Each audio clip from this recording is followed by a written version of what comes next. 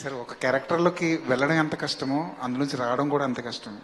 ఈ బచ్చలమల్లి క్యారెక్టర్లోకి వెళ్ళడానికి ఎక్కువ ఇబ్బంది పడ్డారా? అందులోంచి బయటకు రావడానికి ఎక్కువ ఇబ్బంది పడ్డారు? అంటే అడ్వాంటేజ్ ఏంటంటేనంటే బచ్చలమల్లి అన్న క్యారెక్టర్ ఒక రియల్ లైఫ్ క్యారెక్టర్ అండి.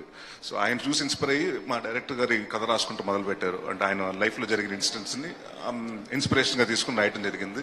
సో ఆయనకి బిహేవియర్ తెలుసు, బాడీ లాంగ్వేజ్ ఎలా ఉంటుంది, బచ్చలమల్లి ఎలా బిహేవ్ చేస్తాడు, కోపం వస్తే ఎలా ఉంటుంది, మూర్ఖత్వం వస్తే ఎలా ఉంటుంది అనేది క్లియర్గా చేసి, ప్లస్ ఆయన నాకు తెలిసి యాక్టర్ వచ్చినట్టు డైరెక్టర్ అయిపోయాడు. ఆయన యాక్టర్స్ చూపిస్తారు, చాలా బాగా చూపిస్తారండి. సో వాట్ ఎవర్ ఆయన మా మూడ్లో చేసి ఇలా కావాలంటే బాడీ లాంగ్వేజ్ ఇలా కావాలని ఫస్ట్ మేము ఒక 2-3 రోజులు పట్టిందండి ఆ క్యారెక్టర్లోకి వెళ్ళటానికి టైం పట్టిందండి.